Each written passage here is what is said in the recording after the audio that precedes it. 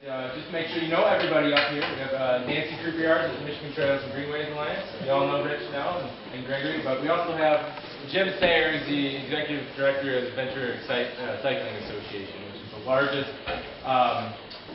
membership bicycling organization in the country. And he'll be keynoting the Michigan Bike Summit tomorrow, so hope you will all be there to hear his presentation.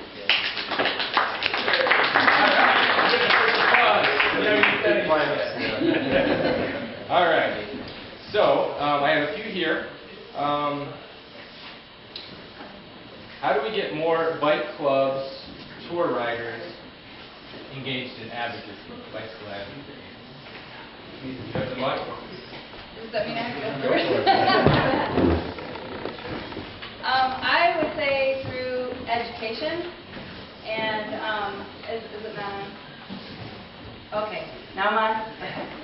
I would say definitely through education and getting them involved with some winning campaigns, and such as the type of thing that the league is doing in August.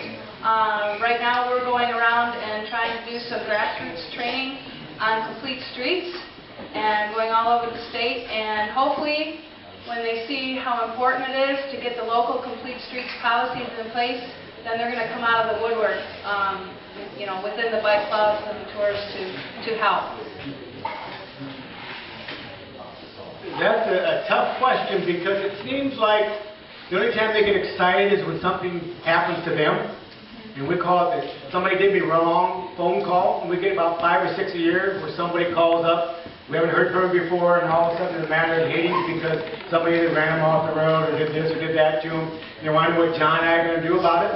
And then John politely starts to talk to them about how they should get engaged and this and that. I think it's a long process.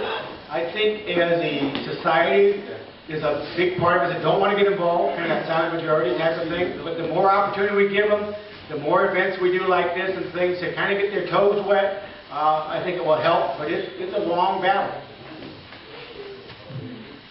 I like the idea of training, of catching folks when they're young. We have safe routes to school that we can educate more people about riding and riding safely. So I think those type of initiatives will be key in growing the advocacy community.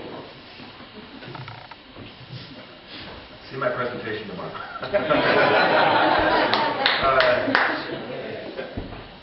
The thing that most cyclists don't realize, especially the ordinary recreational cyclist, is how much better things could be. I mean, it's almost the inverse of the frog in the boiling pot. I mean, most of the cyclists out there are the diehards. I mean, because the conditions, especially when they started, were so, how do you say that word? Lousy, that they got into it, you know, and feel like they can do this, you know, and even in adverse conditions. So, you know, why should I bother trying to make it better? But it could be so much better. And what I'll walk through tomorrow are a variety of things. I mean, it's great. Your talk tonight is unusual for the, you know, the top civil servant at a DOT. It really is, and you're really lucky. I was thinking we could clone the kids, we could clone you, you know, and take them across the 50 states. But so I just think that would be a great way to do it. Is how do you show people how much better it could be? The only way to get better is when people get involved and take a few minutes to voice their opinions to their electeds or to their civil servants. All right, the next question, it says, backlash to cycling infrastructure gained. What can the cycling community do to protect what we have gained? And question references what's happening in New York City right now with West Park Lane and as well as Boston. Yeah. Well, I think definitely pointing out the benefits that there are. It's more than just infrastructure for a bicyclist to be able to ride their bike down the road. I mean, it's a place-making thing. It contributes to economic development, contributes to health, recreation, transportation, the whole thing. And I think, you know, the more that benefits can be stressed, you know, by individual cyclists when they hear that type of backlash, the better it's going to be. Change is always difficult. I don't care if it's with bicycle infrastructure or doing some other type of change on the roadways. You know, when roundabouts came about, my wife still refuses to go through a roundabout. his dad thinks is the worst idea in the world. So you're always going to have that. I think the bicycling community has to make sure that we have our support bases, we stay the course and point out the positives. We don't get the yelling and screaming match. We just positive, we're not in the way. We are transportation. We are part of the traffic. And so, sometimes we get all excited, but it's just human nature. We don't like change. I think there is a backlash against some improvements that MDOT has made that accommodate cyclists. When folks found out that we were spending $6 million to upgrade the I-275 bike trail, they said, well, MDOT, look at the potholes that you have on your roadways. As an advocate for all transportation, what I'd like to see is that when we get engaged by the representatives or even the public who are throwing stones at us for making those investments, we need that other voice, those organizations to step up and say this is important. And yes, MDOT is trying to do the right thing in making those investments. So just making your voice heard is going to be critical. I read a lot of the blogs that are related to transportation, and it's unbelievable some of the negativity that comes out when they talk about investments in non-motorized things. So I ask that you become advocates and answer some of those things. Now, I, as Chief Operations Officer, I can't get on there unless it's anonymously to answer those things, but we need advocates to go on there and fight that perception that this is not money well spent. Yeah, I think there was a philosopher named Schopenhauer who said that any idea at first, it's ridiculed, then it's violently attacked, and then it's accepted as self-evident. And so it's a good sign that there's a backlash, because we're in that violently attacked zone right now. So that means evolution. And so it doesn't feel good, but it's a sign that you're being taken seriously, I think. Because, we've had 60 to 70 years of cultural and monetary investment in a very monoculture way of transportation, which is mostly the automobile. So, change is hard. But the other great thing right now is that all the evidence is on our side. Bicycling makes you healthier. Bicycling is way cheaper for investment. $6 million bucks. That's nothing. In Portland, Oregon, they spent $60 million to create their current bike system. That's the equivalent of spending for one, lane mile of urban highway. So they created an entire system that created about a 3 to 5% mode shift, meaning that's the percentage of people who are doing trips that are not doing it by bike, that were doing it by motorized means. So for just $60 million, that's a pretty good return on investment. And you can just walk through all the things, and I'll do that tomorrow too, but all the evidence is on our side. So as I said, stay cool, calm, collected, and then just say, here's exactly the evidence. And when we were at the Bike Summit, I talked with Jeanette Sadiq-Khan, who's the Transportation Commissioner in New York, who's getting beat around the shoulders about these bike lanes in Prospect Park in Brooklyn. They're sued over, but the majority of people support them. The evidence is, she said at the Bike Summit, oh gosh, controversial findings. It's safer, less fatalities, safer pedestrian circumstances, street speeds have slowed down, and an urban, neighborhood. So again, I think we're in a good place, but we got to actually just keep moving forward and not retreat and go negative.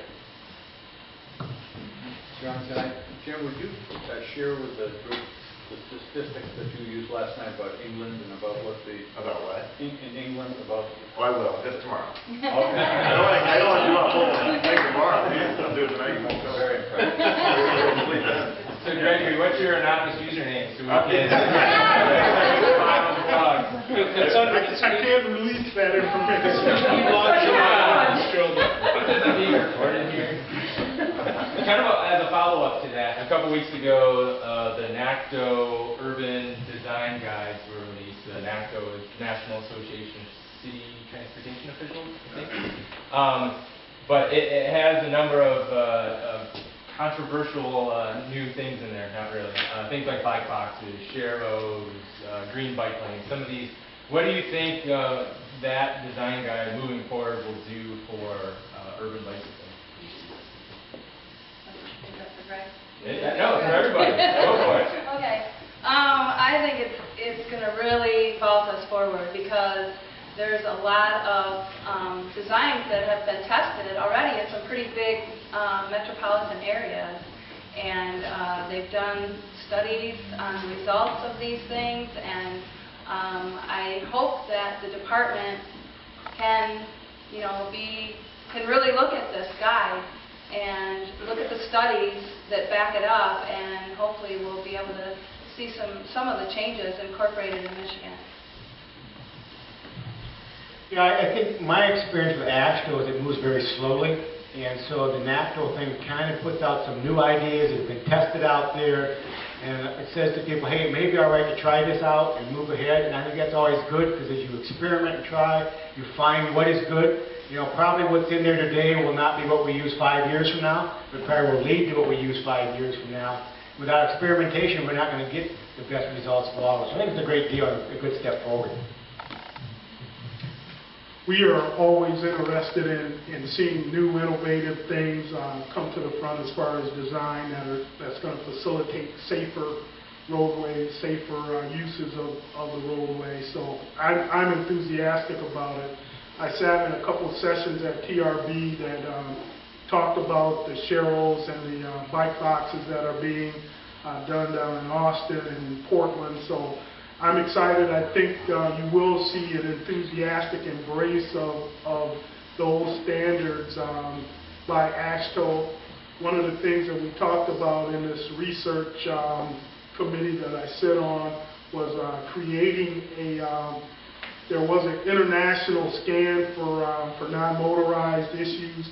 We're looking at, in the upcoming years, creating a domestic scan for non-motorized issues that will take a look at some of the more innovative areas, but also look at areas that have challenges and are not doing it right, and see how we can take that information and start getting other areas up to speed. Ditto on everything, and the only thing I would say is the NACTO guide, you can get it online or you can get a hard copy. If you do any local advocacy with your city, because as you heard, it depends on the state, but there can be a disconnect between the state DOT and local public works agencies or road commissions. You said there were 90 in Michigan. So anyways, if you work at the local level, just go ahead and either print that out or get a copy and make sure you get it in the hands of any transportation planners right now. And you don't even have to do anything except say, hey, there's this great new guide based on best practices that are being implemented all over the country right now and here. And so they can't deny that they don't have the information, so that when you come back later and you say, we want a treatment on this street out here with the bike boxes, or we want the green bike lanes or something, they can't say, well, I don't know about this. Oh, remember that guide I gave you, 2 or 3 months ago? It's really important to get that into people's hands now. So if you work in your city or anywhere, do it now, because the longer you delay, the more plausible deniability there is. You may have to give several copies too. But it's a great guide, and it's very beautifully illustrated, and it covers all the angles. Yeah. Diagrams. Everything. The nice thing about it too, it's free. Some of these other Yeah. publications that come out are low pricey, especially for advocates to get their hands on. And we've been a little busy the last couple of weeks, but we'll put a blog post up in the next week or so about that guide on the LND website too. You can link to it. So look for it there. Next question. What are your 3 top keys to encouraging more women to ride for transportation? 3. There's a lot of men out there. There's number 1. We got a number.